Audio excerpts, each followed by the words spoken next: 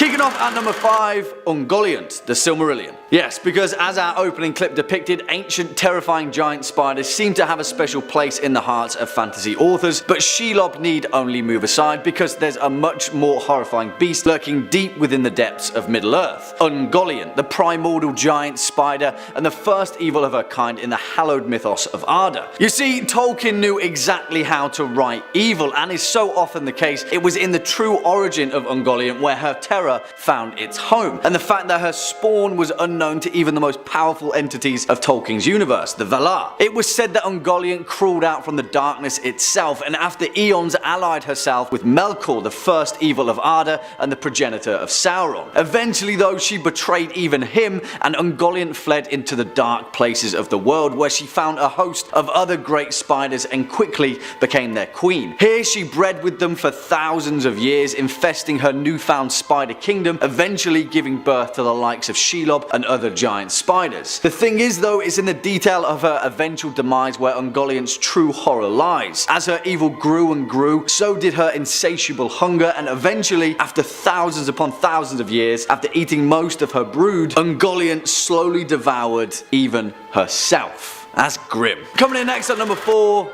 the Beldam, Coraline. And you may be thinking, what? Coraline? That's a kid's book, right? But seriously, if you've never read Neil Gaiman's incredible dark fantasy novella or graphic novel, or seen the 2009 stop motion film, you'll know that the Other Mother, otherwise known as the ancient Beldam, is a creature of horrifying creation. Particularly if, like me, you have a fear of the uncanny, and the thought of some creature imitating your loved ones is enough to keep you up at night. Also, buttons for eyes. The Beldam is an arcane shape-shifting entity that can transform into anyone's mother in order to lure their kids into her other world, where she plans to eventually keep them captive, replacing their eyes with sewn-on buttons, which also subsequently steals their soul for all eternity. The thing that particularly makes the thought of the Beldam so horrifying though is the later reveal that she's already been successful in many of her attempts before Coraline, and she quickly outgrew her promise of eternal motherly love, eventually becoming bored of her newly abducted button-eyed children and imprisoning them in the space in between worlds for all eternity again, which is kinda like the Chokey from Roald Dahl's Matilda, except someone forgot you were in there forever. There are many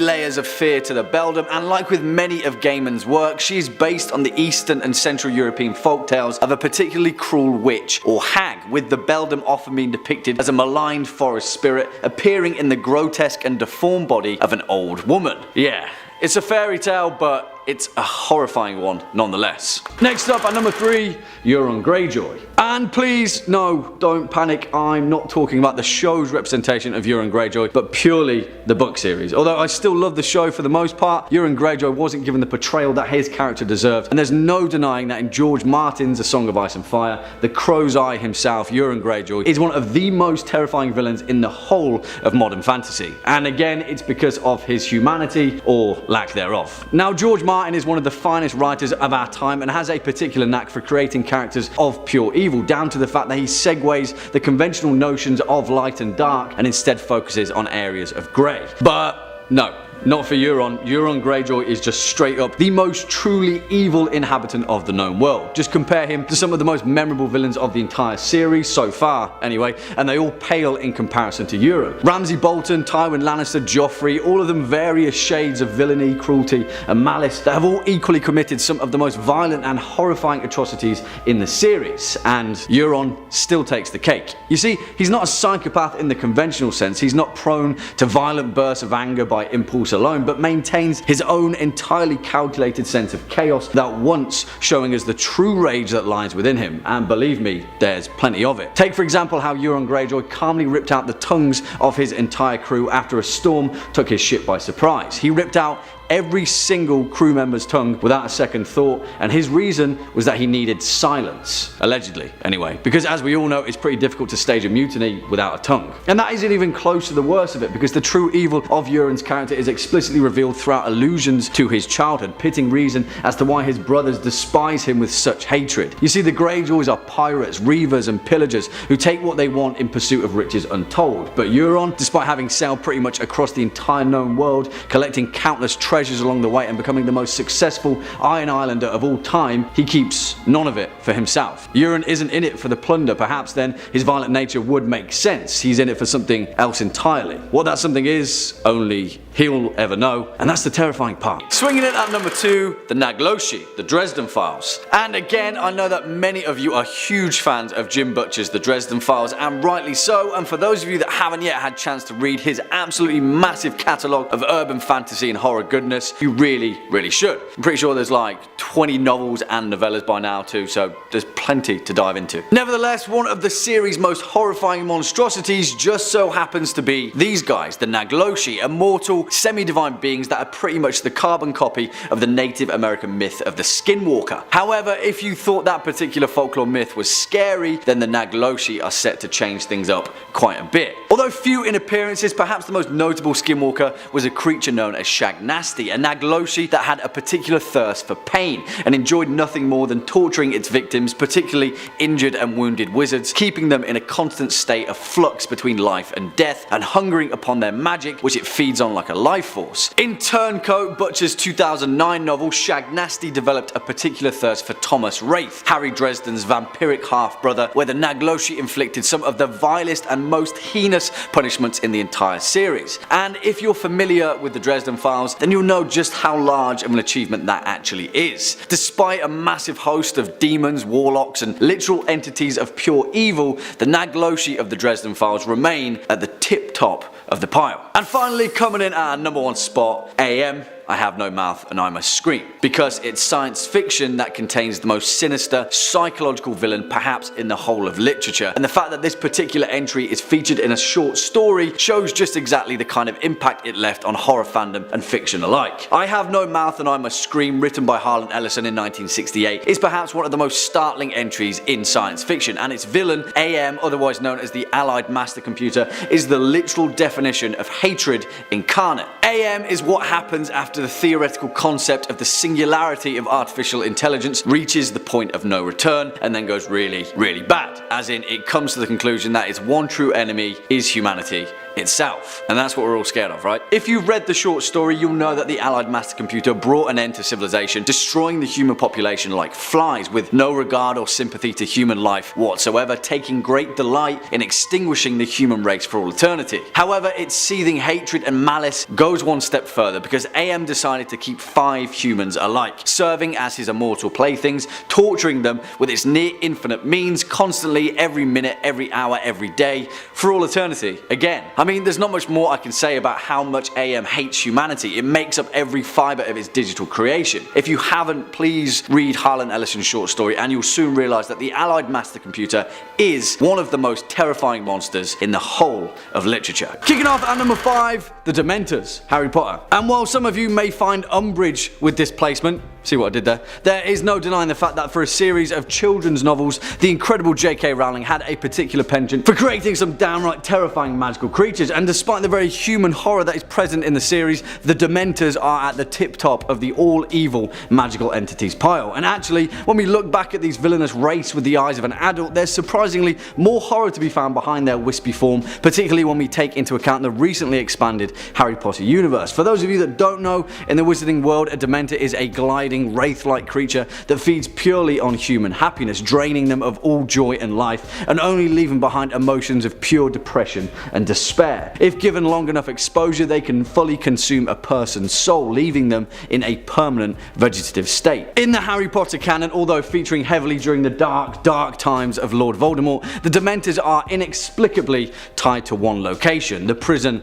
of Azkaban. And here's where the real-world allegory makes things much more terrifying from a different kind of perspective. The desolate island prison in the North Sea, Azkaban, was supposedly created by a wizard named Inquisitors, who practiced the most terrible and evil kinds of dark magic, where he'd lure Muggle sailors to his island purely for the sake of torturing them and then feeding off their misery. After he died and the charms concealing his torturous island wore off, the Ministry of Magic eventually became aware of the place, where they discovered all kinds of unspeakable horrors, the main ones being an entire colony of these evil wraith-like Dementors. And what did they do? Shut it away, locked it up, and portholed the key into space?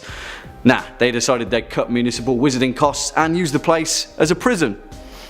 Good job. Coming in at number 4, the Yeerks, Animorphs. And if you read the Animorph series written by K.A. Applegate and Michael Grant, you'll know that the insanely long run, which consisted of 54 books, wasn't exactly the charming, body-morphing young adult story that it was made out to be, particularly at the end of the series where things just got way out of hand. And despite the subsequent murder and existential crises that followed, the most vile and disgusting foil to these young shapeshifters were the Yeerks, a grotesque parasitic species of alien slug-like creatures that infected the most appropriate host species to do their bidding. Over the course of the series, it's revealed that these otherwise useless slugs have pretty much taken over the entire galaxy, and their sights finally turn to the buffet of humans on offer that had no idea what was coming for them. In their natural state, Yeerks resemble large slugs and live in huge lakes of sludge known as Yeerk pools, which, you know, is pretty gross and would be a pretty unfortunate place to go skinny dipping. Yeerks have the ability to enter their host body through the ear canal, where they subsequently take over all brain functions, including basic motor and speech control, and thus essentially become that person. Which, as you may imagine, comes into all kinds of calamity for the 5 anamorphic heroes who are just trying to figure out how the hell they can stop accidentally morphing into an iguana, whilst also getting forced into an intergalactic war that will result in the destruction of all mankind. Yeah, Animorphs isn't just a book about kids with lizard tongues, it covers some incredibly weighty themes, all of which are orchestrated by the evil, gross slug empire of the Yeerks. More like jerks. Go, bitch!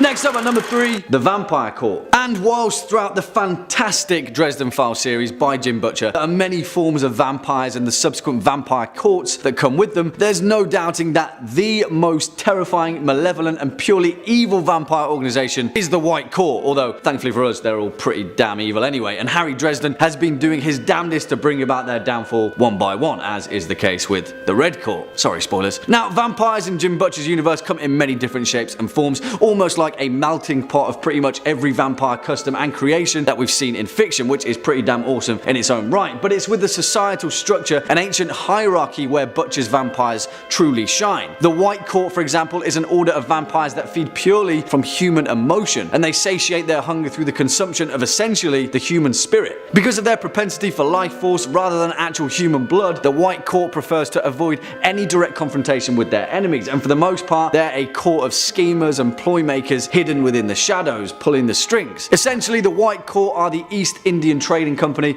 of the vampire world, and they pull the strings on the rest of the blood-sucking immortals around them. On the other hand though, there was also the Red Court, a vile sect of fleshy, bat-like humanoid creatures that use the glamour of a skin mask to disguise themselves as humans, living and preying on society for years on end. As more akin to the traditional vampires of legend, the Red Court were particularly dark in their approach to feasting off of human blood, and operated mainly in Central and South America, where they reared entire villages of humans like cattle to feed upon. Then there's the Black Court, a diminished sect of vampires who were essentially born from the stereotypical Dracula of legend, but were hunted and eventually destroyed thanks to Bram Stoker's novel, which in Butcher's universe was published as a how-to guide for the layman to hunt down and kill vampires. Don't you just love the Dresden Files? Swinging in at number 2, Slake Moths, Perdido Street Station, which for those of you that don't know is an awesome novel, as well as the setup to the equally awesome Bass Lag series written by China Mieville, who created a world of such strange intrigue in a hodgepodge of sci-fi, fantasy and horror,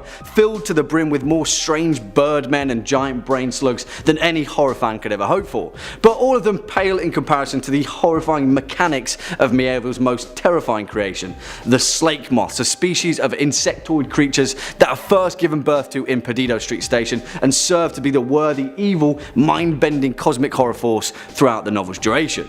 I'll try not to spoil any of the plot points because Perdido Street Station is really worth the read, but the first Slake Moth is inadvertently created by the novel's protagonist, Isaac, a scientist who stumbles upon a strange species of bulbous caterpillar stolen from the criminal underworld, which inadvertently seems to feast on all manners of hallucinogenic drugs. In particular, the larvae has a hunger for a substance known as dream which turns out is exactly what it says on the tin, and soon enough the gross pupae transforms into a horrendous, cosmically horrifying giant moth that quickly reveals all manners of terrifying truths, particularly involving the world of underground drug smuggling. Mieville's prose is reason enough to read why the slake moths are as terrifying as I'm making out, but for a creature as unassuming as a moth, he really turns up the cosmic horror dial, and these creatures are more akin to Lovecraftian fiction than they may first seem.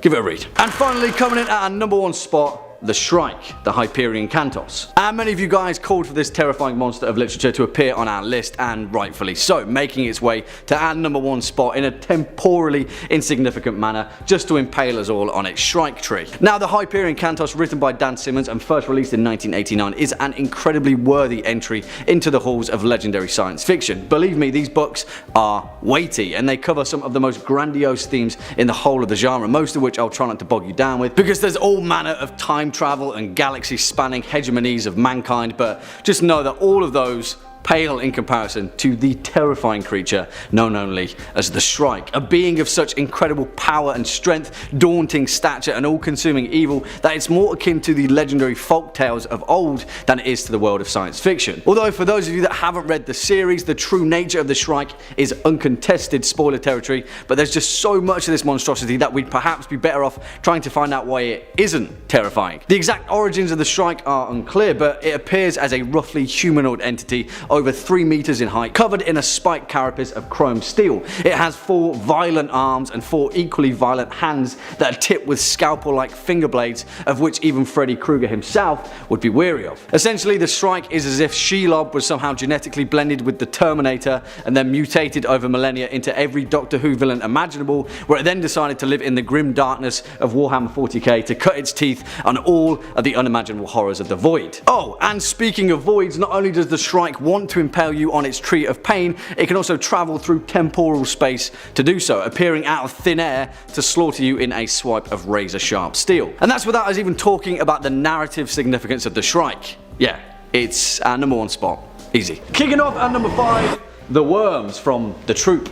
If you've ever heard of Nick Cutter, author of 2014's The Troop, you might be mistaken to know that he's actually another author named Craig Davidson, but nevertheless, under the nom de plume Nick Cutter, over the past few years he's churned out some incredibly refreshing entries in the catalogue of modern horror literature. His first foray into that frightful world was with 2014's The Troop, a genuinely disgusting tale about a group of Boy Scouts out in a Canadian island that unwittingly find themselves in the death grips of a bout of disgusting biological warfare. Now, whilst I'll try and keep spoilers to a minimum because The Troop is definitely worthy of a read and it's a genuinely gripping novel, it's going to be a little difficult when it comes to explaining the titular worms of this number 5 point.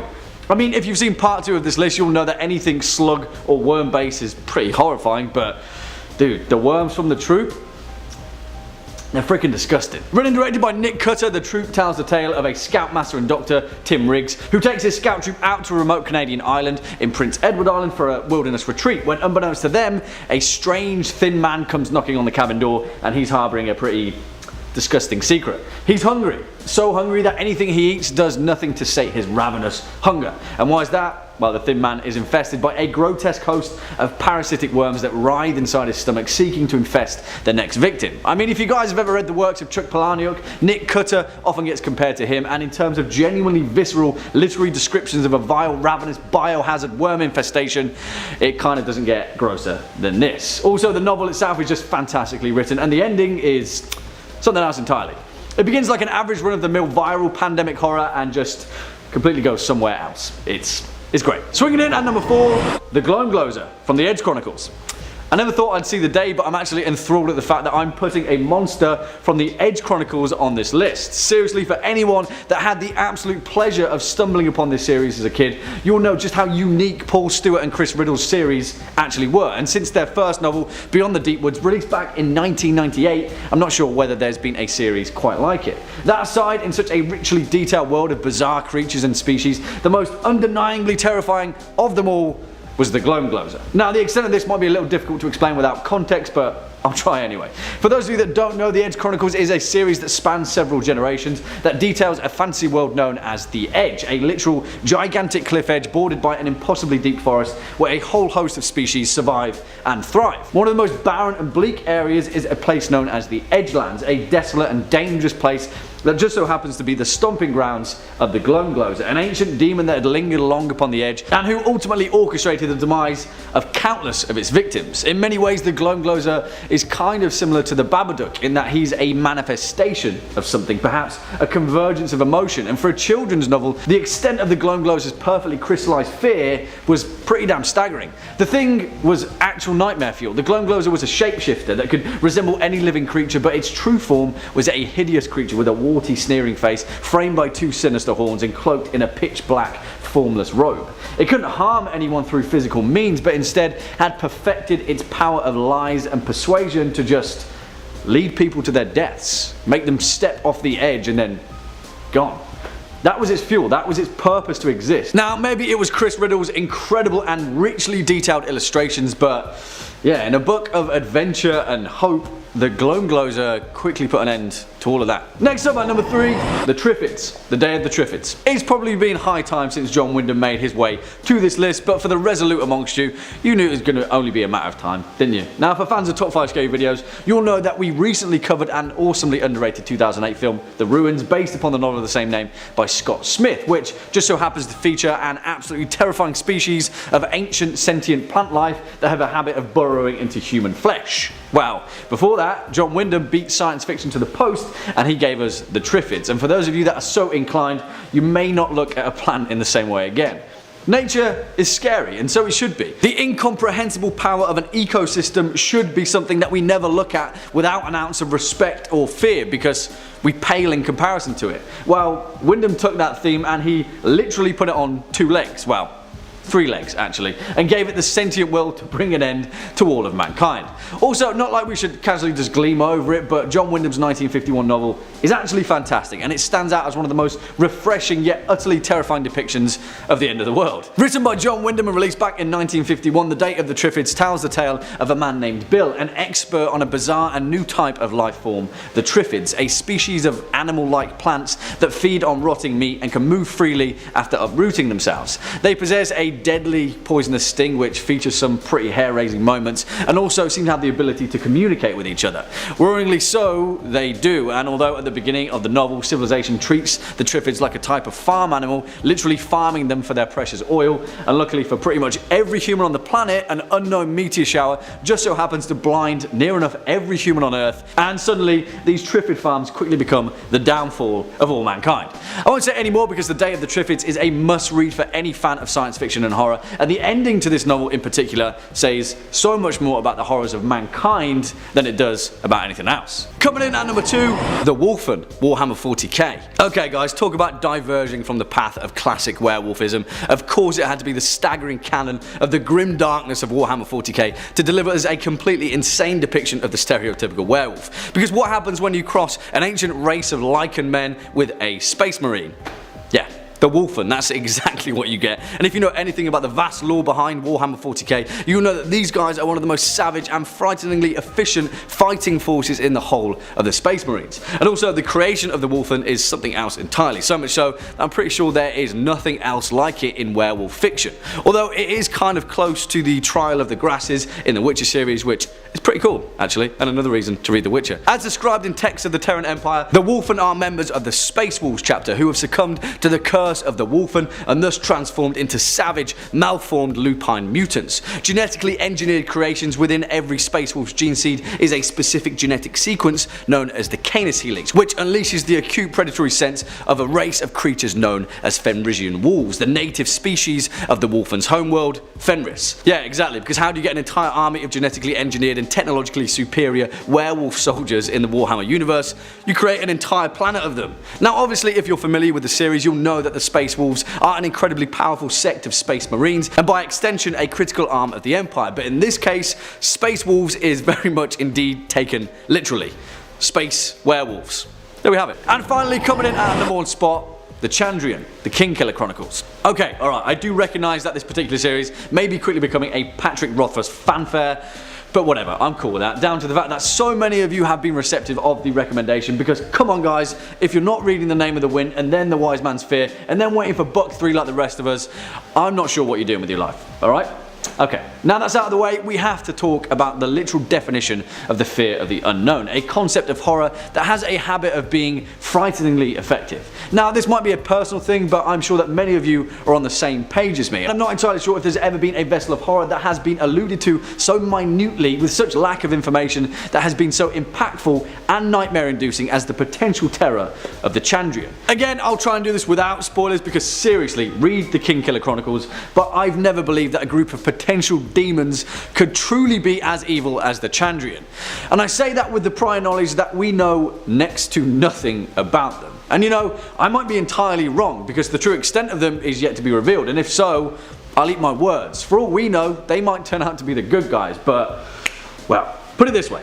You see, Patrick Rothfuss, the author of the Kingkiller Chronicles, seems to have an impeccable skill at demonstrating our basic human nature, even in a world of fantasy. The series itself is the art of storytelling, weaving myths and legends through an oral tradition, or music, or art, but then in that same fantasy setting, we get a small sample of reality. Because here, in this world, monsters do exist, as is so horrifyingly demonstrated at the opening of the series. Again, this really is difficult to do without spoilers, but put it this way. According to legend, the Chandrian are the most evil entities in the four corners of civilization. They have fallen into myth and legend by their own design, perhaps, and they are 7 of them: Cypher, Sturkus, Ferul, Usnia, Dalkenti, Alenta, and Alaxel.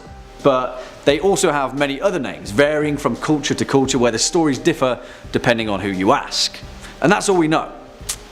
Well, not entirely, but you should find out for yourself. Trust me. Kicking off at number 5, the brain bug, Starship Troopers. The only good bug is a dead bug, and whilst we're certainly including the literary merit of this particular grubbity bug of pure horror, it is also worth noting that the cinematic depiction of this creature is also a reason why it's making its way onto our list, because it's far, far better, and the 1997 movie is just downright awesome. You see, the thing is, the novel in question here, 1959's Starship Troopers, is a pretty crappy read. It's mainly droll in parts and it's overwhelmingly sensationalist, and that's even without discussing the connotations of fascism throughout, but still, the point is, it delivered to us one of the vilest and most skin-crawling concepts in speculative science fiction, the brain bug, which you may or may not be familiar with, hopefully not on a cerebral level. For those of you that don't know, Robert Heinlein's 1959 novel depicts a future society known as the Terran Federation, who are locked in an ongoing interstellar war between a race of pseudo-arachnids, or bugs, a spider-like extraterrestrial race of highly intelligent aliens that want nothing more than to eat the universe whole. Now, whilst this arachnid species has a highly complex caste system, workers, warriors, queens,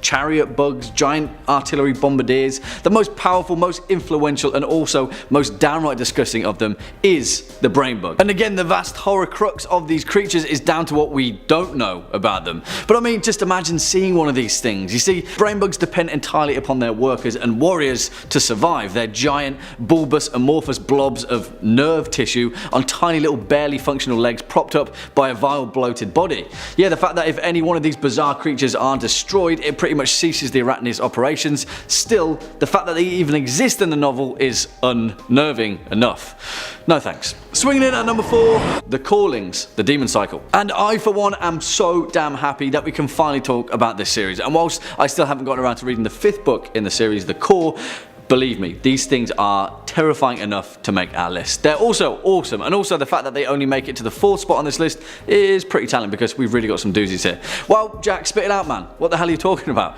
The Demon Cycle, Peter V. Brett's incredibly entertaining, if not slightly cliche, fantasy series. You see, I say that with love, because what Brett captures in this series evokes that same feeling of classic fantasy, golden axe fantasy, no nonsense, a hero, and a whole host of demons. Let me explain. In Brett's first novel, The Painted Man, it tells a tale of a world known as Thesa, a place under constant threat of the Callings, a hive of demonic creatures that emerge from the bowels of the earth every night to reap chaos and devour anything in their path. The thing is, though, the only defense against these creatures are wards, magical ancient runes that can be drawn, painted, or inscribed on objects or people to form protective barriers around human settlements. And because of that, for time untold, the survivors of this plagued planet have lived in eternal fear behind their painted walls. Now, that's all you really need to know, because please read this series if you haven't, but the Callings involved throughout the series quickly evolve into something else entirely, and it's awesome. You see, although varied in type from wood demons to sand demons to fire demons and water demons,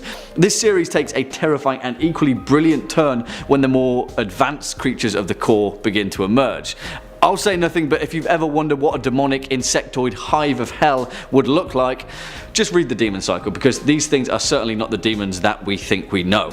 Also, allegedly they're making a cinematic version of the series, so fingers crossed. But the books are awesome. Next up at number 3, the Steel Inquisitors, Mistborn. Now listen guys, I'm not going to even attempt to articulate the inner workings of Brandon Sanderson's remarkable fantasy series Mistborn other than skirt around the edges to give you an idea as to how utterly bleak and bizarre the Steel Inquisitors of legend actually are, whenever they rear their terrifying heads throughout the series, that is. You see, I saw this suggestion quite a few times for our previous list, and I thought long and hard about them fitting under the parameters of most terrifying, but on reflection, these guys are pretty much Pinhead in a fantasy series, so yeah, maybe that will give you an inkling as to what we're getting at. Now, whilst the Mistborn series, both the original trilogy and the second era, are literally an unrivaled demonstration in world building, the gist of it depicts a planet named Scadrial, a place devoid of life and colour under the tyrannical vice-like grip of the evil Lord Ruler. You see, the Lord Ruler has reigned over the planet for 1,000 years as an immortal tyrant god, thanks to his mastery of a magical discipline known as allomancy, the supernatural ability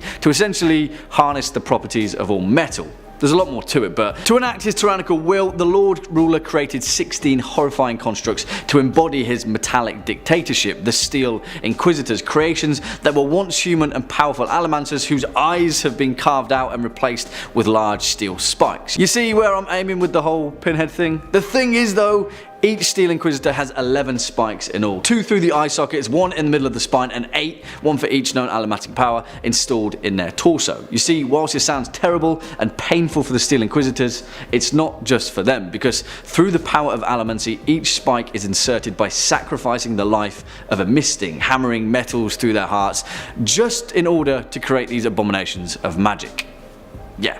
Sacrifices all round. Coming in at number 2, lycanthrope vampiri, Necroscope. And yeah, I'm not entirely sure what else to call them, because if you're expecting this list to be exclusively non-vampire, I hate to break it to you, but Brian Lumley has something to say on the matter. And admittedly, whilst it may be a little sacrilege to honour the Crimson Lords here, the Necroscope version of lycanthropy truly is something else entirely. As a brief overview to Brian Lumley's phenomenal horror fantasy series, vampires in Necroscope are a species known as the Vampiri, an ancient species of creature from an alien dimension known as Starside, Sunside, who have existed on our world for millennia through the use of 2 interdimensional portals. Their vampirism is bestowed upon them by a sort of leech-like parasite that forms a symbiotic bond, granting them an infinite lifespan, untold powers, and the need to sustain it all by means of blood. Pretty cool, right? Well, that same leech in several cases throughout the Vampiri's history has a tendency to infect non-human creatures, often wolves or foxes, which in the technicalities of this list certainly adhere to the principles of lycanthropy. You see, in several cases these Vampiri wolves can assume a human-esque form to lure prey toward them, to infect and further spread their leech, as is seen with the Dweller. However, in other cases true lycans have been bred purposefully by means of infecting the Vampiri egg with the vampiric disease of lycanthropy, in most cases to horrific and immensely powerful results. One of those resulting vampire-werewolf hybrids was Radu Lycan, the Dog Lord, who was exiled from Sunside Starside to Earth, where he resigned himself in classic werewolf fashion to dominating the planet and spreading his unique Vampiri leech to a new unified empire of werewolf vampires. Sensing a theme here. Now, whilst Radu is an exception, as well as several other minor characters, it's also important to note that lycanthropy in this series more often than not goes wrong, and the results are, well, completely and utterly horrifying, and also disgusting. Yeah. Definitely sensing a theme here. And finally, coming in at number 1 spot, the Dark One, the Wheel of Time. I, for one, am quite surprised that we've made it this far without mentioning Robert Jordan's legendary fantasy series, The Wheel of Time, but hey, when time is of a cyclical nature, I guess that there's no time like the present? Yeah, sorry about that guys. You see, the thing is, Robert Jordan's incredible series covers such a monolithic scope that it's almost impossible not to feature a terrifying monster of literature somewhere between its many ages of civilization, but perhaps we can go one better here, because condense down all of the terrifying monsters in literature ever created and you have the very essence of them all, exactly what we have here. The Dark One, the Shayatan, the primordial sapient cosmic force of evil incarnate that's lingered in the universe since time forgotten. You see, it's difficult to describe such an overwhelming force, but perhaps that would give you an idea as to the impetus of why the Dark One has to take the top spot in our list. I mean, it is kind of cheating, but still, whichever name it goes by, evil is still evil. You see, the series itself covers incredibly large and weighted themes, mainly being the origin of creation and, you know, the meaning of life. But the thing is, here's the rub, and here's where things will get a little bit closer to the bone. You see, throughout the events of this series, it dawns on several characters that the havoc and utter chaos that the Dark One was able to wreak on the world was ultimately all facilitated, enabled, and carried out by human beings. Yes, the Dark One is indeed the cosmic embodiment of all of these things, but ultimately the consequences of humanity's collective suffering is always entirely down to the decisions of individual humans. Whoa, wow, thanks Mr. Jordan, or should I say Mr. Rigney Jr. You see, the Dark One is indeed the embodiment of evil, and its entire goal is to break free from its cosmic prison and remake creation in its own image. But it is the vessel of we humans that it's bound to enact that nefarious will, and it's in our choices that gives the Dark One that opportunity. The Wheel of Time, guys, it's more than just fantasy. It really is. Kicking off at number 5, Mrs. Coulter. And if you haven't read Philip Pullman's fantastic series, His Dark Materials, I highly suggest that you do. But in a tale that literally pits the eternal forces of evil against the eternal forces of good, the terrifying Mrs. Coulter remains to be one of the most violent, selfish, and memorable villains of recent times. And although Nicole Kidman's performance in the widely disappointing 2007 movie was actually incredibly fitting for her character, I'm talking purely about the novels in this particular instance, because, yeah, the less said about that movie, the better, really. And it's an interesting one because if you know nothing about the novels, Pullman's His Dark Materials is a young adult trilogy that covers some incredibly weighty themes, but it's in the later implication of Mrs. Coulter's actions where the true consequences of her villainy were finally revealed. Although that's definitely not to say that throughout the story she's not the literal definition of evil wrapped up in an aesthetically pleasing package, because that's exactly what she is. Now, I'll try my hardest not to spoil the character of Mrs. Coulter, but perhaps the best way to describe the nature of her evil is with her demon. You see, in the world of His Dark Materials, people are explicitly connected to a creature that serves as a physical manifestation of their human soul, which appears as various kinds of creatures from the animal kingdom. In this instance, Mrs. Coulter's demon was a male golden monkey that on the surface appeared to be a beautiful, curious creature, and alongside his human familiar, the two of them would entice and flatter adults and children alike whilst working for the General Oblation Board, the secret arm of the Magisterium, a corrupt holy church. Like I said, weighty. Her demon perfectly reflected Mrs. Coulter's personality as a beautiful creature on the surface, but running deep with malevolent intentions. On one occasion, her demon was seen tearing the wings off of cave bats out of sheer boredom. Yeah, that says a lot. Coming in at number 4, O'Brien. And this particular fictional creation comes from George Orwell's resounding and highly important novel, 1984. And yeah, it's going to be incredibly difficult to explain the evil behind this character in particular without spoiling the novel. But hey, Orwell published this book 70 years ago in 1949, so I think you've had fair warning. In the world of 1984, the protagonist, Winston Smith, lives in a dystopian, oppressive, totalitarian version of Britain, a portion of the superstate of Oceania, which has been under the rule of Ingsoc and Big Brother for time long forgotten. He who controls the past controls the future, and all that. In the society, nothing is safe from the eternal gaze of Big Brother, and even the confines of the human mind aren't safe from the Thought Police, an organisation that serves as the secret, ever-watchful eye of Ingsoc. And that's where O'Brien steps in, an administrator that works in the Ministry of Truth and who leads Winston Smith to believe that he is secretly leading an underground resistance known as the Brotherhood to bring down Ingsoc from within and overthrow the party. In actual fact though, as is revealed in a vital moment of realization in the novel, this whole thing is just a game to O'Brien, and he in fact finds great joy weeding out citizens that aren't completely loyal to the party and to Ingsoc. O'Brien's entire method of operation is to lure in anyone who even questions the party's authority by pretending to be on their side and buy into their model of rebellion, and then of course instead arrest them and cure them through moments of perverse torture of the human mind. I mean, compared to some entries on this list, O'Brien is the definition of a very human fear. He exemplifies totalitarian authority with every morsel of hope that he extinguishes. In his own words, if you want a picture of the future, imagine a boot stamping on a human face forever. Yeah, although perhaps not the root of all villainy, this guy comes pretty close.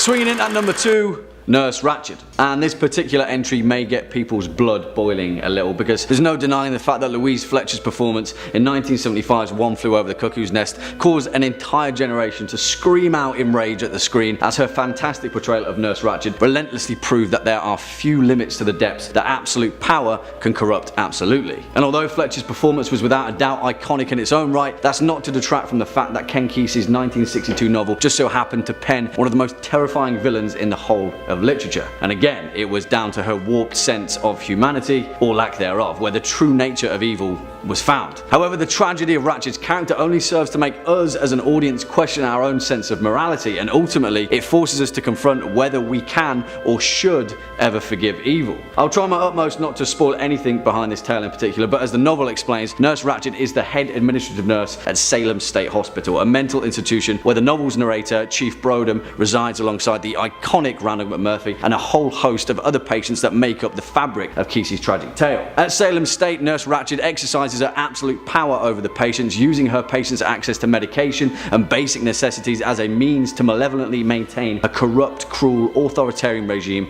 over some of the most vulnerable members of our society. I mean, revealing the true nature of Nurse Ratched's pure propensity for evil would be spoilers enough, but holy moly, believe me when I say this character is a creation of true evil. Whether we can understand her motivations is a different question entirely, but Nurse Ratched remains to be one of the most perverse demonstrations of authority and the evil that so often comes with it. Yeah, she definitely deserves a place on this list. And finally, coming in at number 1 spot, Hannibal Lecter. And that should be Dr. Hannibal Lecter, because I'm not in the mood to piss off one of the most complex and dangerous minds in the entirety of fiction. Some would argue that in fact Hannibal Lecter is the most perfect villain ever created, and that's without being in many cases the actual villain of his story. Created by Thomas Harris and first appearing in his 1981 novel Red Dragon, Hannibal Lecter is a forensic psychiatrist on one side and a cannibalistic serial killer on the other. Throughout the events of Red Dragon, the novel's protagonist Will Graham comes to the stark understanding that Dr. Lecter doesn't fit any conventional psychological profile. In fact, psychiatrists refer to him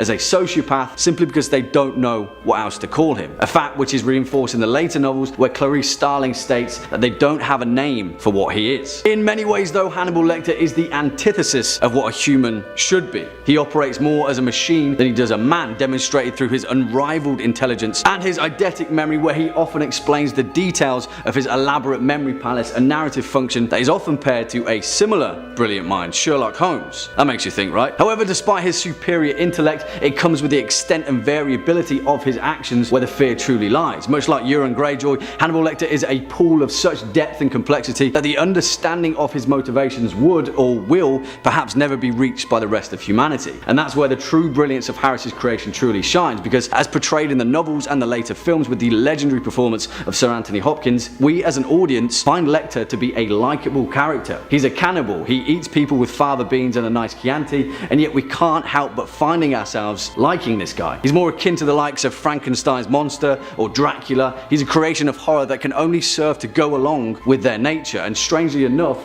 for a human looking in, that fact forms a bizarre thread of curiosity that draws us in. Hannibal Lecter is the definition of horror, equal parts fear, equal parts curiosity, and he's a mystery that we'll never truly understand. Kicking off at number 5, I Am Legend. Zombie vampires. Who knew that such a hodgepodge could become a genuinely terrifying hallmark of literature? Well, for those of you that have read Richard Matheson's phenomenal 1954 sci-fi horror, I Am Legend, you'll know that's exactly what it is, genuinely terrifying. And although it was a half-decent movie, please don't lump this novel in with the 2007 Will Smith blockbuster, because the entire film kind of missed the point. But hey, that's not why we are here, is it? Written by Richard Matheson, I Am Legend tells a tale of Robert Neville, a reluctant scientist and the sole survivor of a vile pandemic that has ravaged the planet, a blood plague that seemingly turns humans into vampires. Throughout the opening of the novel, it is alluded to that this plague was a result of a devastating war, and this plague was openly spread via mosquitoes kicked up in the subsequent debris of society, which, you know, is already a pretty terrifying notion, because that could happen. Now, I won't get into too much detail about the actual narrative because there is a lot to be enjoyed in this novel, and if you can get your hands on it, I'd highly recommend reading it. It's not too long at all, and Matheson paints a vividly bleak picture throughout. The reason that I Am Legend's zombie, vampire, plague-ridden carriers end up on this list though is because of Matheson's attention to scientific detail, and as Robert Neville scours the wasteland of Los Angeles, learning more about the swarms of fleshy, bloodthirsty rippers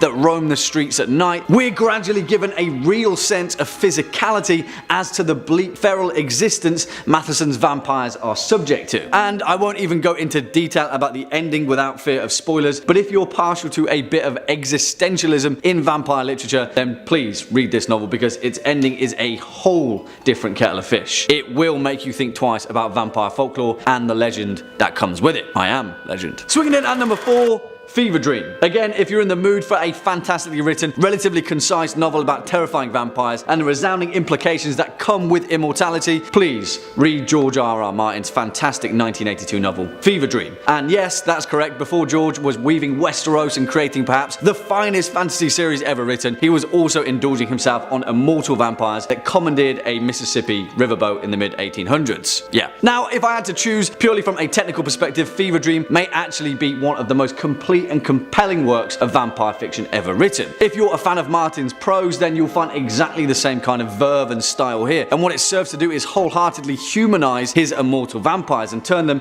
into a much more complex kind of monster. Like with most of Martin's work, there is no black and white here, but instead shades of grey, and as you may imagine, that's a pretty difficult thing to do with vampires. However, the reason it only makes its way in at number 4 though is that purely from a horror perspective, it's not entirely as terrifying as some of our other entries, but in terms of depth and complexity, Fever Dream is second to none. It tells the tale of Abner Marsh, a grizzled steamboat captain in the mid-1800s who is down on his luck during a particularly bleak financial crisis, but is then contacted by a mysterious, soft-spoken aristocrat, a man named Joshua York, who promises to finance a brand new riverboat for Abner, an opulent vessel named Fever Dream. And whilst obviously yes, this novel is centered on vampires, I'll say no more because the way the immortal society of vampirism is woven into this novel is a beautiful thing to witness, and the subsequent opposing blood masters that are spawned from it is a concept rarely looked at in vampire fiction. 2 words: Vampire Jesus. Next up at number 3, the Nickelheads, the Dresden Files.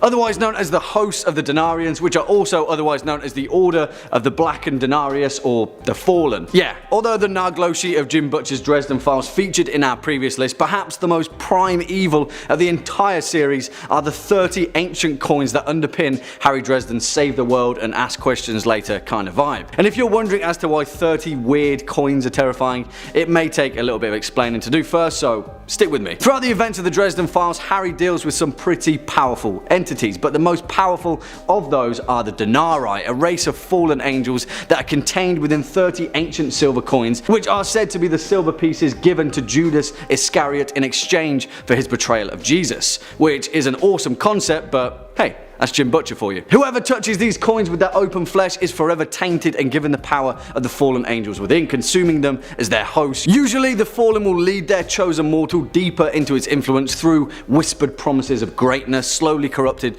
both their soul and their mind, and bestowing incredible powers of various phenomena. In the series, perhaps the most iconic and equally terrifying Denarian is Anduriel, who has taken the villainous Nicodemus Archulone as its host for over 2,000 years, orchestrating the chaotic order of the Blackened Denarius by sowing discord in the mortal world, using all other denizens of the world as his playthings to seemingly play dice with the ultimate fate of humanity. Yeah, the Denarius are an awesome and unique horror concept, and they're equally terrifying because of it. Swinging in at number 2, the Vampiri. We cannot make this list without laying down Brian Lumley's incredible Necroscope series, and I'm fully aware that many of you Top 5 Scary viewers are particular fans of his resounding horror series. The thing is though, Lumley completely shook up the concept of what makes a vampire so fervently that in some cases it's hard to tell where monster of folklore legend begins and alien parasitic monstrosity ends. And believe me, don't worry, I say that as a good thing, not a bad thing. In Lumley's Necroscope series, first written in 1986, gone are the classic interpretations of the vampire legend, and instead Lumley's vampires are a leech-like parasite from an ancient world deep in the cosmos. Through a painful and grotesque process, these alien leeches attach to their host and begin a symbiotic life cycle that grants them their immortality of legend, as well as many other devious superhuman machinations. What makes Lumley's Vampiri so awesome though is that they're essentially essentially the vampire version of Marvel's symbiotes, and their life cycle is wholly similar to that of a fungal creature transforming its host through a slow spore-ridden process that turns them into the immortal villains that populate Lumley's Necroscope series. Because of that incredibly unique process though, the vampiri leeches can also infect other non-human entities, such as in a few cases foxes or wolves, and then so begins Lumley's absolutely awesome fictional explanation as to the nature of werewolves and lycanthropes that populate his horror series. It's never been done before. The thing is, in Necroscope, the vampiri are so damn ancient and so adept at understanding the parasitic process that created them. In the later series, they move into an entire industry of breeding lesser versions of vampires to enact their bidding, whether across the earth or on Starside. In fact, Lumley's depiction of vampirism in the Necroscope series is pretty damn bleak, and the one true evil against humanity are the vampiri, because eventually even the most purest of hearts succumb to their evil will. Also, vampire cannibalism. Yeah, that one's not been done that much before. And finally, coming in at our #1 spot, the higher vampire. And whilst we're talking about hunting vampires, we cannot talk about bloodthirsty monsters in literature without taking note on the resounding works of Andrzej Sapkowski with The Witcher Saga that rightfully deserves its place at our #1 spot. Now, in my opinion, Sapkowski's depiction is the most complete, compelling and intriguing creation of vampires in horror, in the whole of literature. And I know that's pretty damn hyperbolic, but really, if you read his work or played any of CD Projekt Red's fantastic video game series, you'll know exactly the impact that vampires have on this world. And I say world because the most intriguing notion of vampires in the Witcher Saga is that, not unlike Lumley's Necroscope series, these ancient entities are from another planet entirely. Well, not exactly another planet, so to speak, but another dimension, another sphere. Now, I'll try not to spoil anything, but to be fair, speaking about the conjunction of the spheres isn't exactly giving anything away. In Sapkowski's world, vampires aren't created or turned or otherwise conjured into existence. They're born, just like humans are, and exist as corporeal beings who can manipulate their body at a molecular level in blood and matter just as easy as we can breathe. Over 1,000 years before the Witcher Saga began, during the conjunction of the spheres, different realities where monsters and magical entities reside freely on their own plane collided and merged with our world, which eventually necessitated the need for the Order of the Wolf and the many witchers that came with it. As you know, someone had to try and keep a lid on all that chaotic magic going on, right? Cheers, Geralt. Honestly, I could speak about the Witcher Saga all day, but as far as vampires are concerned, there is so much to feast on. The Bruxer, the Katakan, the Alp, grotesque mutagenic versions of vampires created from humans and the corporeal dimension beings that are absolutely terrifying. Regis, the awesome ancient vampire who's best friends forever with Geralt, the unseen elder, the list goes on. And if you're a fan of vampire fiction and are yet to delve into the works of the Witcher series, please consider this as a reminder, because as far as vampires are concerned, there's nothing else like it, and it's the best for a reason. Kicking off at #5, the Pack from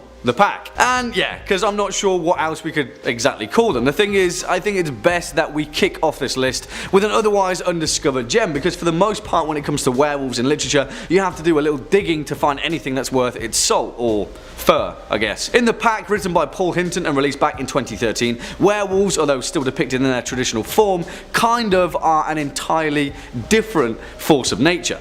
If you'd like an idea as to the bones of this novel, picture 30 Days of Night but put werewolves in it, and then stick it in a small town in England. The Pack tells a tale of a fictional town called Whitchurch, tucked in the idyllic landscape of rural England. However, in this little town, it has a very bizarre history, soaked in blood and the misfortune of an ancient curse. You see, every 15 years, a vicious pack of werewolves that are genuinely terrifying in parts, may I add, are unleashed upon Whitchurch to feast upon the locals. And yeah, as you may imagine, that's exactly how this novel kicks off. Listen, I can't exactly heap a huge amount of praise on the actual technical construction of this novel, because for the most part Hinton's style is incredibly simplistic and the dialogue heavy nature of the novel is dragging in parts, but honestly, the werewolves in this novel are awesome, and it's worthwhile just to experience that. They're unlike pretty much every other werewolf in literature. They're like a force of nature, more akin to the vampires of 30 Days of Night than anything else. Also, if you enjoyed Neil Marshall's awesome movie Dog Soldiers, then you will adore this book. It's got the same British charm to it and a similar set of true grit characters. Yeah, The Pack is worth a read. Swinging in at #4, Reverend Lowe, The Cycle of the Werewolf. And yeah, we can't really make this list without giving reference to the main man himself, Stephen King. You see, out of all of the entries on this list, Stephen King's The Cycle of the Werewolf is perhaps the most traditional depiction of lycanthropy. And yeah, I'm not entirely sure how he does it, because much like with the vampires in Salem's Lot, King manages to turn such a traditional horror trope into a completely different vessel for fear. But hey, I guess that's why he's the king of horror, right? For those of you that haven't yet read The Cycle of the Werewolf, please do. It's a fantastic read. It's short enough to get through in a single sitting, and conceptually speaking, it's the definition of what being a werewolf is. Also, yes, this is the King novel that 1985's Silver Bullet starring Corey Haim was based upon, so if it seems familiar, that's why. Written by Stephen King and illustrated by Bernie Ritson, The Cycle of the Werewolf is told across 12 chapters, each of them depicting a month of the calendar in the small town of Tarker's Mills, Maine. The story is told through the eyes of a 10-year-old boy, Marty Coslaw, who is paraplegic and wheelchair bound, and also the only one in his town who knows that a ravenous werewolf is murdering people every full moon. It doesn't take him long to realise that the werewolf is none other than Reverend Lester Lowe, the town's priest, although he himself isn't exactly aware. The thing is, the story is actually really sad, and King manages to walk a fine line between the bestial rage of the werewolf and the tragic realization of Reverend Lowe's curse. The origin of his lycanthropy is never fully explained, and that serves to hammer home the tragedy of his affliction, juxtaposed by the genuinely gut-wrenching physicalities of his killing spree. Yeah. This one is Werewolf 101. Next up at number 3, the lupine theriomorph, the Dresden Files. And yeah, something that isn't Werewolf 101 at all, because who better to completely reinvent the werewolf on several different levels than Jim Butcher himself. Now listen, you may be aware that we're big fans of the Dresden Files over here at Top 5 Scary Videos, but if you know, then you know, because the theriomorphs of the Dresden Files are awesome. And also, we have to hammer down the specifics here, because there's quite a few versions of the traditional werewolf as far as Butcher is concerned, much like with his varying depictions of vampires, as is the case with the Four Courts. In the world of Harry Dresden, there are several types of werewolf, otherwise known as lupine theriomorphs. There are the classic werewolves, which function exactly as they do in Gothic literature, terrible magic curse. You get the drift. But then there are the Hexen wolves, a type of lichen magic that allows a person to transform into a wolf-like beast through the use of a magical talisman imbued by another user. To transform, a person makes use of a talisman which can be worn and activated, and then, yeah, instant werewolf, or FBI werewolf. Usually it's a wolf hide bat, which are a pretty important resource in the world of Harry Dresden. Then there are the loup-garous, which are also incredibly similar to the classic werewolves, but instead are created by a much more powerful type of magic and are reliant on the old adage of the silver bullet variety. The loup-garous are essentially the resulting creation if you make enemies with really powerful sorcerers. And then there are the lycanthropes, which are essentially the anamorphic feather in Butcher's werewolf cap. As depicted in Full Moon, lycanthropes are not created but born, and for all intents and purposes are perhaps the most powerful lycans in the series. However, we're irking on spoilers here, but there are a few more versions of things in Butcher's series, which, you know, is reason enough to give it a read. Coming in at number 2, Rawhead Rex from Rawhead Rex. Alright guys, I know we said in our previous part 2 of this list that we'll be featuring no Lovecraft, King or Barker, given the fact that we already have many specific top 5 lists for the former and are planning a list for the latter, but we can just give a little bit of a snippet in this part 3 and talk about one of Barker's most genuinely terrifying literary creations, Rawhead Rex. Now, if you've seen the 1986 cinematic version of his short story, you'll understand why Rex kind of gets a bit of a bum deal when compared to other horrifying monstrosities, but if you take a look at the prose and look past the fact that essentially this monster is a giant 9-foot phallus with teeth and a ravenous maw, it is actually terrifying. Barker's intention with this creature was to encapsulate the primitive nature of mankind and give it a form, and given the fact that we actually see the terrifying actions of this creature through its own eyes, it says a hell of a lot about the human species. As the titular monster of the 1984 short story of the same name, appearing in Clive Barker's Books of Blood, Rawhead Rex is an ancient, malevolent, carnivorous and bloodthirsty beast that terrorizes the small English town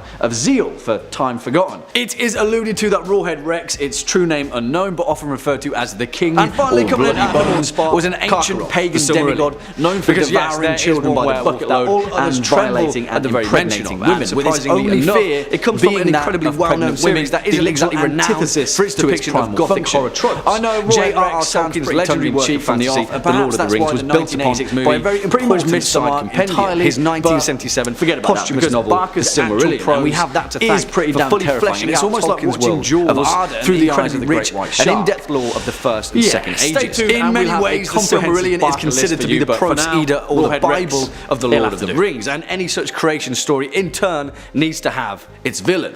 That villain is a figure known as Morgoth, the progenitor of all evil in Arda, and the one responsible for creating some of the most vile evils in the whole of Middle-earth. One of those is Ungoliant, the giant spider and mother of Shelob, and the other is Draugluin, the first of the werewolves. But in this case, they both pale in comparison to the power of Karkaroth, offspring of Draugluin, and the greatest and most powerful werewolf to have ever lived. Otherwise known as the Red Maw and the Jaws of Thirst, his eyes burn like red coals, and his teeth were poisoned as the spears of the Orcish legions. He was reared by Morgoth as a line of defense against Huan, the white wolfhound of the Valar, and was charged with defending the Gate of Angband, where he eventually went on a madness-induced warpath, slaying everything and anything that stood in his path. You see, the thing is, although Tolkien's depiction of werewolves aren't exactly in line with many of the other mechanics of the creatures, they are the literal definition of the primal rage and bestial wrath that werewolves represent.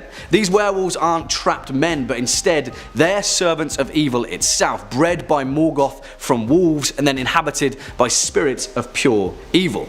And Karkaroth, yeah, he's the baddest of them all. Coming in at 5, Pennywise from It. Also known as It, Pennywise is an ancient alien eldritch monster and the main antagonist of Stephen King's novel of the same name, as well as the subsequent TV show and movies. It is a shape-shifting creature known as a glamour, who is billions of years old. Although it lived on Earth for many years, it originated in a void dimension outside of the regions of space known as the Macroverse. Due to its shape-shifting abilities and being from another universe, its real name and species are called Deadlights, but few know this, which is why it is referred to as It. Its true physical form on Earth seems to be that of a female spider, living deep below the fictional town of Derry, Maine. It can morph into any other person, animal, or object, with this ability being useful for appearing as a target's loved ones or friends to manipulate them or lure them into a trap, as well as appearing as the target's worst psychological fear. However, as most will know, its favourite form is that of a circus performer named Pennywise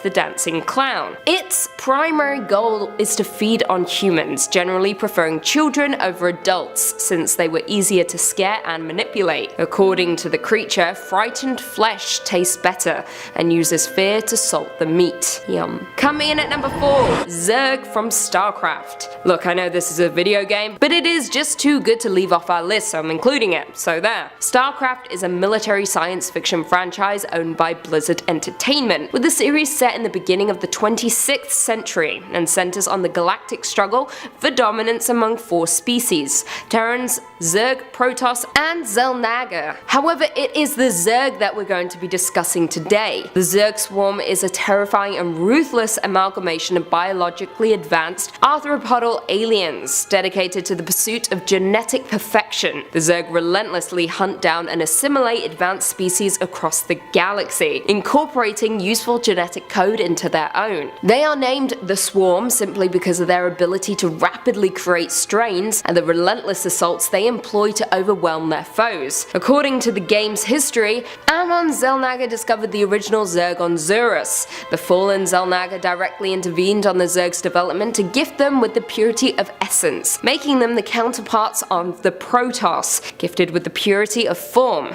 The Zerg and Protoss were intended to eventually merge to form a hybrid army for Amon. Following this, the Zerg species diverged into 2 distinct branches: the Zerg swarm that had been altered and the primal Zerg that managed to avoid the tampering of Amon Xel'Naga. Alongside the Protoss and Terrans, the Zerg stand as one of the 3 dominant species of the Milky Way and are universally feared, hated, and hunted as such. The swarm in itself makes up a third of the power of the Koprulu sector. Zerg remain in areas of the galaxy outside the Koprulu sector. Coming in at number 3, Tanker Bugs from Starship Troopers. Starship Troopers is a military science fiction novel written by Robert A. Heinlein, which is set in a future society ruled by a world government dominated by military elite, referred to as the Terran Federation. Now, Tanker Bugs exist within the universe of Starship Troopers, both in the book and film, and they are absolutely terrifying. They resemble a giant beetle and play the role of tank/armors of the Arachnid forces who fight against against the mobile infantry. Tanker bugs are black in colour and are nearly as large as plasma bugs. They have evolved the ability to spray a stream of flammable, corrosive liquid from its head. The tanker will eject fuel from a nozzle-like spout at the top of its head, and their thick exoskeleton provides them with excellent protection, though not immunity, from rifle rounds, allowing them to take a beating before being killed. Now, in the roughneck Starship Troopers Chronicles, tanker bugs are the size of houses and breathe fire as their main offensive weapon. Although they don't move quickly, their ability to tunnel underground allows them to pop up unexpectedly in the middle of battle. Coming in at number 2,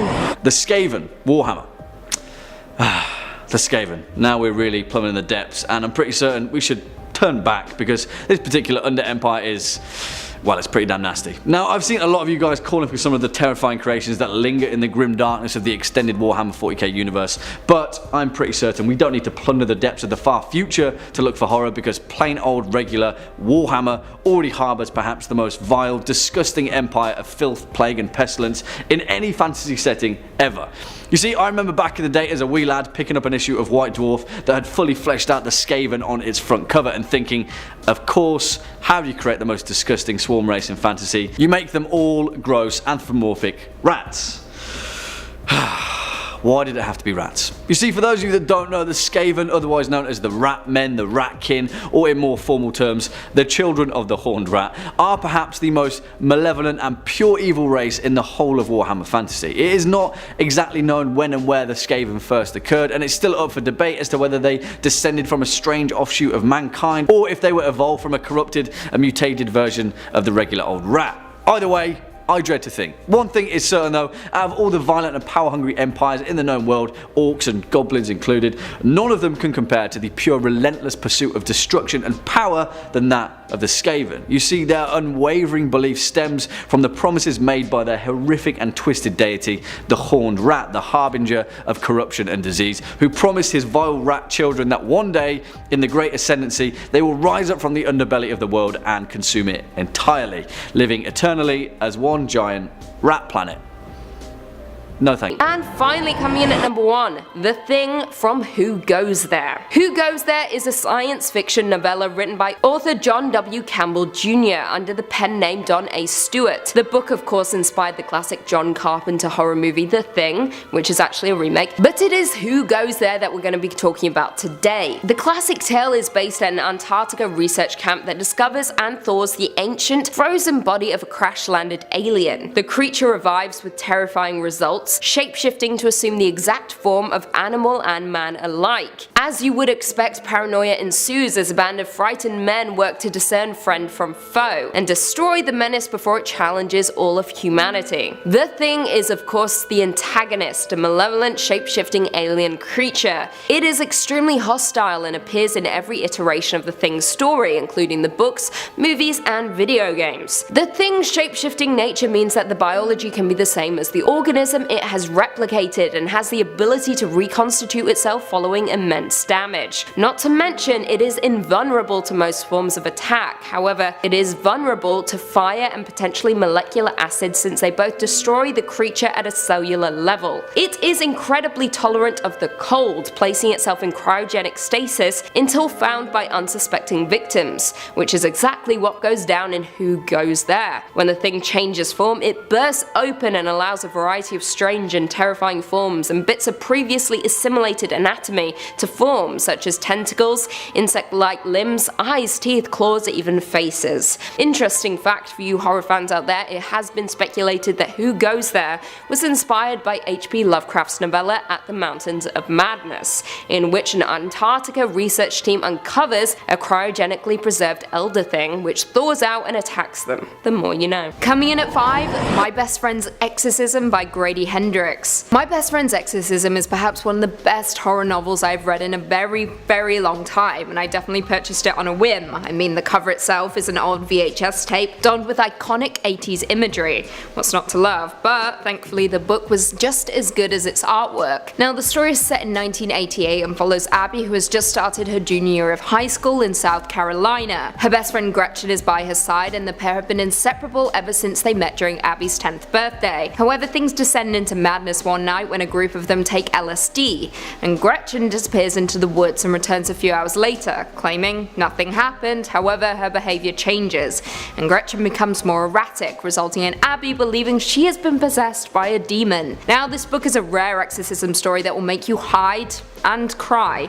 It's a truly terrifying tale, but also a loving tribute to a high school friendship, proving that the strength of a bond between women is never more intense than during the throes of adolescence. Now, the book is called My Best Friend's Exorcism, so you can expect that things get pretty dark pretty fast, with the showdown between Abby and a possessed friend forming the climax of the book. It's gory, intense, and at times disgusting, which is jarring considering it feels at points like a young adult story, before reminding us very quickly that this is a story about a demonic presence destroying the innocence of a young girl. Now, what makes this nameless demon truly terrifying is that it cripples a young friendship, leaving us in a puddle of tears craving more. Shows us a young girl thrown into a world of evil and destruction, with Abby never once giving up in order to save her friend. And the exorcism that occurs is one that will linger with you for a while to come. The demon in My Best Friend's Exorcism is not to be messed with and will leave you clinging to your nearest and dearest in hopes that it won't take them next. It is quite honestly the perfect book. Coming in at 4, The Present Darkness by Frank E. Peretti. The Present Darkness is a book that expertly shows contemporary views on angels, demons, prayer, and spiritual warfare, as demons struggle for control of the citizens of a small town of Ashton. Ashton is a typical small town, however, when a skeptical reporter and a pastor begin to investigate mysterious events, they suddenly find themselves caught up in a hideous New Age plot to enslave the townspeople, and eventually all of mankind. The Present Darkness brings together the physical world and the spiritual realm, pitting the forces of good and evil up against one another, as some of the darkest and most terrifying demons seek to destroy all that is living. The demons are depicted as bat-winged, almost like something out of a painting, with them lurking around every corner, on college campuses, in arcades, whispering in the ears of the weak, telling lies and bringing about evil to the innocent. The book is essentially a direct product of the satanic panic of the 1980s, which troubled the US. Most will have heard of this due to satanic ritual abuse, which was essentially a rash of false allegations made against daycare centers in the 90s. Whether you have faith or not, The Present Darkness is perhaps one of the most terrifying books ever written, simply because it is built upon demonic conspiracy, a paranoia that spreads like wildfire. The Present Darkness, read it, not just for the demons, but for the lingering paranoia that will remain within you. Coming at 3, Demon Camp, A Soldier's Exorcism by Jen Percy. Demon Camp is set in 2005 and follows a Chinook helicopter that crashes carrying 16 special ops soldiers during a rescue mission in a remote part of Afghanistan, killing everyone on board. Following the incident, machine gunner Caleb Daniels, who lost his best friend Kip in the crash, begins to see the deceased souls everywhere, their burned bodies constantly watching him. However, they aren't the only thing haunting Caleb. There's a dark presence that has returned with him too, a demonic entity that calls itself the Black Thing, or the Destroyer, a paralyzing horror that Caleb believes is a demon. Caleb seeks out a minister in rural Georgia who is dedicated to casting demons from the afflicted. The book successfully nails the terror and wildness of living amongst spirits, and the rush and paranoia of seeing monsters in every shadow and around every corner. Demon Camp is terrifying yet emotional, and will have you checking every shadow for the Black Thing, seeking to possess your body. Coming in at number 2, Yeerk from Animorphs. The Yeerks are the main antagonists of the Animorphs series and are a parasitic species of slug-like creatures who require host bodies to see, walk, and verbally communicate. They have made it their mission to search the galaxy and enslave other species. According to the character Cassie, I quote, "Yeerks and parasites. A Yeerk enters a host through the ear canal, flattens itself out on the brain and takes over completely. The host creature can't scratch an itch unless the Yeerk wants it to. We call a being who has been taken over that way a controller. You must be thinking the Yeerks are pure evil, but let me tell you what it's like to be a Yeerk who isn't in a host. Yeerks are basically grey slugs, no hands, no legs, no eyes, no ears. If a Yeerk wants to be free to really move, free to see the beauty of the world around it, free to hear music or even the sound of rain on leaves, if a Yeerk Yeerk wants that, it has to have a host. If a Yeerk wants to be free, it has to make another living creature a slave. Not an easy choice, is it? In their natural state, Yeerks live in lakes of sludge known as Yeerk pools, and every 3 Earth days Yeerks need to leave their host's body to enter the Yeerk pool and absorb Kandrona. Kandrona is naturally produced by the sun on the Yeerk homeworld, but Yeerks have developed artificial Kandrona ray sources, which allow them to travel away from their planet. Without Kandrona, a Yeerk will die. The Yeerks run their civilization as an empire ruled by a Council of 13. Under the Council of 13 are numerous visors and subvisors who work primarily independent of each other and often run into petty squabbles. Cunning is highly prized and rewarded among Yeerk military. To quote Cassie again, "I reached out and gently rested my fingertips on squishy flesh. I closed my eyes, focused, and then DNA of the Yeerk became a part of me. The Yeerk became a part of me." Finally, coming in at number 1, Mr. Be Gone by Clive Barker. Mr. Be Gone is a short metafiction novel by Clive Barker, the author who blessed us with the Hellraiser series, so going in expectations are high, obviously. The book immediately kicks off with the narrator attempting to convince the reader to burn the book they're currently reading, before reluctantly agreeing to tell their story and introducing them to a demon named Jacobok Botch, who lived a traumatized life in hell, especially due to his physically abusive demon of a father. To prevent himself from losing his mind, Jacobok decides to write violent, hate-filled papers in which he commits torture and patricide. Yeah, it's rough. Mr. Be Gone is a book that you'll wish you had heeded the advice of the narrator before delving in. However, it's too late now, we're in too deep, so let's proceed. As previously stated, the novel kicks off in hell, where we're introduced to the sadistic family comprised of demons. Jacobok wants to ingratiate himself with his mother by inventing the first mechanical disemboweler, and shortly after he is horribly disfigured in a fire, resulting in him losing his nose and lips.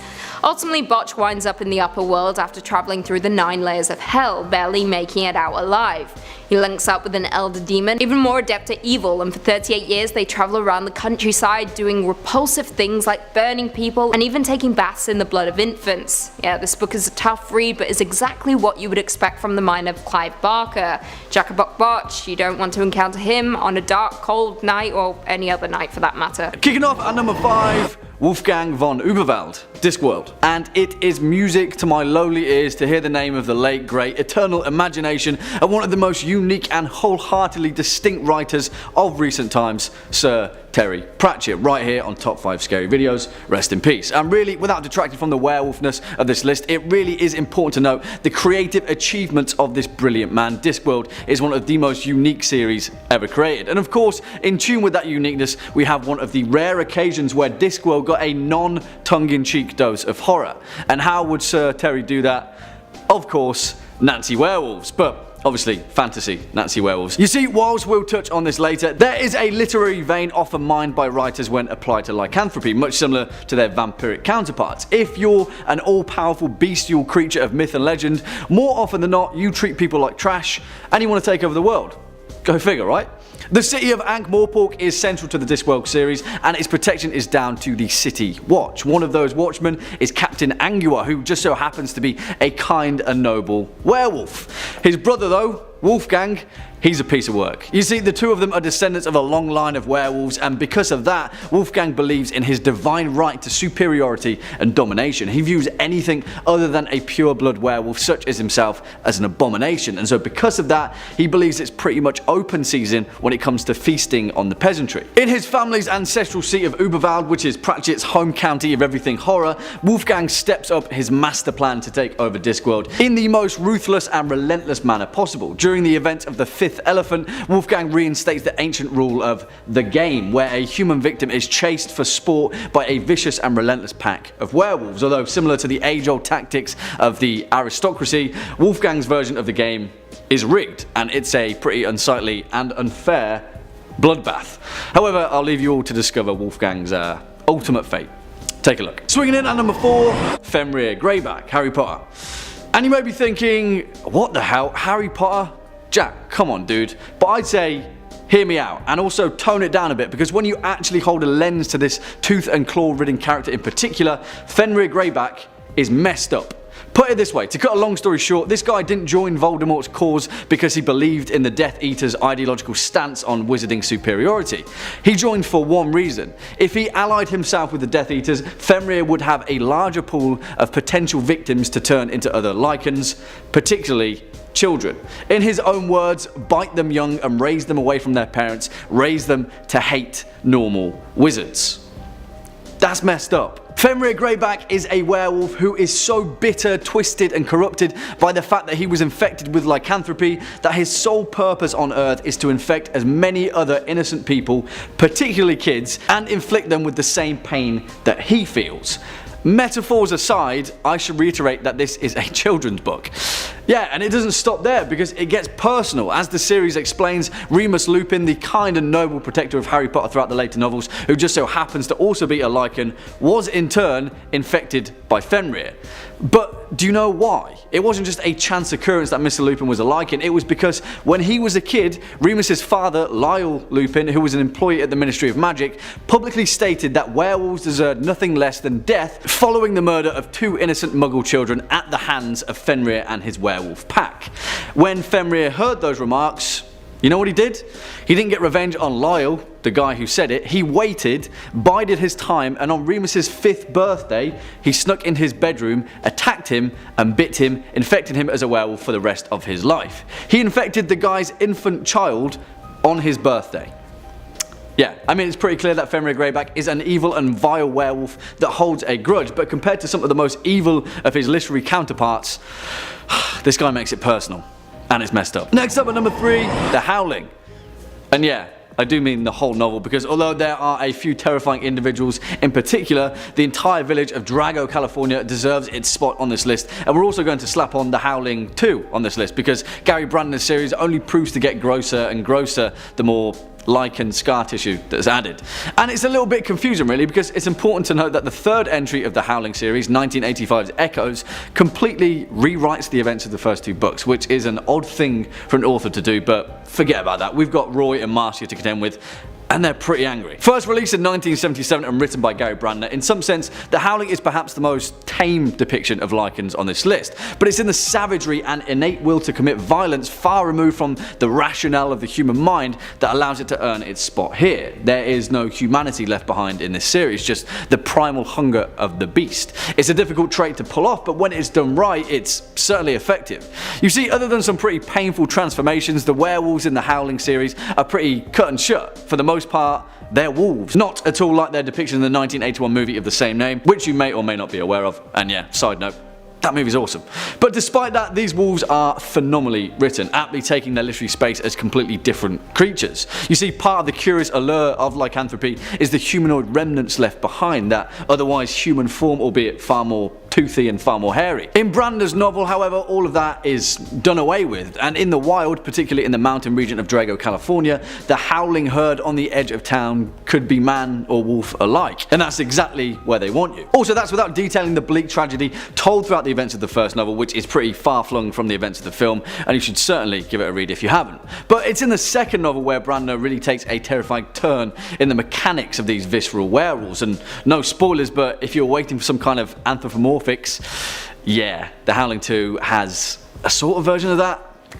Pretty gross. Coming in at 2, Come Closer by Sarah Gran. Come Closer tells the story of a woman named Amanda. She begins making a series of baffling decisions without understanding why she's making them, and without clear recollection of doing so. Amanda quickly loses control of her life and begins to wonder if there are outside forces at play, perhaps a demon driving her towards self-destruction, or if it's only herself. Now, the book primarily focuses on loneliness and isolation, and the fear that comes with that, with the supernatural happenings almost being a second thought. It's also perhaps one of the first books that primarily dabbles in the experiences of the possessed person over that of the exorcist. Now, this is one book on our list that I truly don't want to spoil for you. However, I will say that Sarah Gran expertly grounds the demonic story that it becomes a work of sympathy and love. If you love horror, spooky and character-based novels, you will adore Come Closer, a book which houses perhaps one of the scariest and heartbreaking demons in literature. And finally, coming in at our number 1 spot, The Guru, World of Darkness. And you know what, guys? I saw so many of you passionately advocating for this entry to make up our list, and I'll hold my hands up and admit, I'm sold.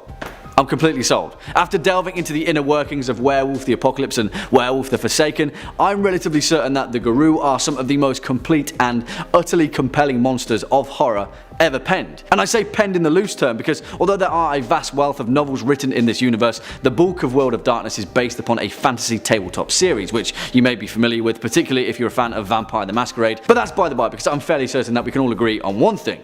Tabletop is literature. If it's of a written form, it's literature. It doesn't have to be a novel penned in 1887 for it to be worthy of merit. It just has to be good. And believe me, the Garou certainly earn their place at the top of the pile. Although relatively difficult to get a hold of now, the subsequent werewolf novels of the series detailed the origin of the titular Garou, and conceptually speaking, it bites a little bit closer to the bone than the rest of them. As told in Garou oral history, this secret civilization of lycans have always existed, clawing onto their existence by means of their eternal duty to Gaia, maintaining the balance of nature. Essentially, what sets the Garou apart is that they are the arbiter of humanity. If human civilization gets too out of control, the Garou sweep in and cull an out of control population. In its purest form, World of Darkness lays out the true meaning of the lycan and their human counterparts, the hunter and the hunted. And not only that, but these eternal predators have established complete mastery of their transformation, harnessing the ability to pretty much appear as any werewolf that you've ever seen in fiction. Their tribes are numerous, they have complete and utter domination over their planet, and in the truest terms, the Garou are a literal force of nature. Yeah, deserved number one. Well, there we have it, horror fans, our list for the top 5 scariest werewolves in literature. Part 2. What do you guys think? Do you agree, disagree, have any more to add to this list? Then let us know your thoughts down in the comment section below, as well as any choice picks of your own. Before we depart from today's video though, let's first take a quick look at some of your more creative comments from over the past few days. First up, Mimi Katzen says, "Where's my popcorn? This is gonna be good. What's your favourite literary monster, Jack?" And hey Mimi, I'm glad you've got the popcorn confidence, but that is a difficult question. Oh man. There's so many to pick from. You know what? I'm going to stick with the classic and say Frankenstein's monster, because everyone always gets his name wrong, and yeah, he's great. And finally, Peace Turtle Infinity says, "Jack, can you introduce yourself as Sir Weird Beard in your next video?" Yeah, sure. Why not? I guess I could do that. Well, unfortunately that's all we've got time for in today's video. Just stick around all the way until the end. If you were a fan of this video or just top 5 scary videos in general, then please be a dear, hit that thumbs up button, as well as that subscribe button, and I'll be seeing you in the next one. As per usual, I've been your horror host, Sir Weird Beard, I guess. You've been watching top 5 scary videos, and until next time, you take it easy.